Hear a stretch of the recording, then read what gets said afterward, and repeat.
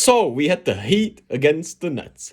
One hell of a matchup here between the 6th and the 7th seed as of before the game, right? And they are separated by pretty much nothing as they are fighting for that 6th seed so they can avoid the play-in tournament. And the game started off not as I expected because both teams were actually on fire. Max Strus from the corner, he was cooking early, and both teams, despite I was expecting this to be an ugly defensive game, it was a pretty offense-heavy game, and the first half was just pure offensive basketball, which was weird to see. And the Nets did rally here at the end of the second quarter, where it was really well done by them as they made it a 3-point game after pretty much the Heat dominated the entire first half.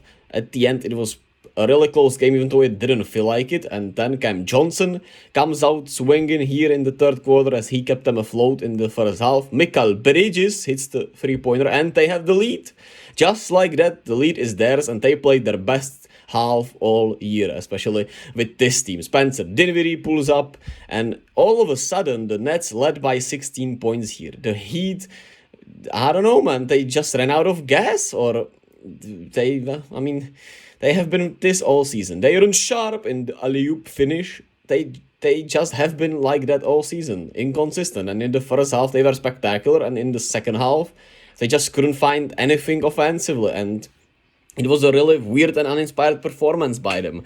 Jimmy Butler was 6 of 13, 18 points. A really bad night from Jimmy. I don't know, man. After the last performance from him where he went full playoff Jimmy, I was expecting another one like it, and it was just really bad from him. Bam, really bad, defensively especially. Tyler Hero had a solid game, I felt like, at least. It was for nothing. And Max Strus, of course, had a great first half. Then he also disappeared. The bench didn't do anything. The starters didn't do anything in the second half. They just laid down and let the Nets do whatever they wanted, which was weird from Miami, especially. You would think they wouldn't go down like this without the fight, but it kind of confirms how I feel about this team throughout the season and their inconsistencies, and that they are more of a get swept in the first round team than upset somebody in the first round team as of right now and as of this season. I just don't think this team has enough this year to make some noise in the postseason. But I mean, if they get the Celtics, maybe they can repeat something of last year, but I just can't see it right now. And I don't know if there will be anything for me to change that, because they did have a lot of good games, right? And they were consistent throughout these last couple of weeks, but this performance right here just kind of described their whole season in a way, and it's gonna be hard for me to trust them to do anything. Brooklyn, on the other hand, great performance, just in the nick of time. They all showed up. Defense was spectacular in the second half. Offensively, they clicked really well.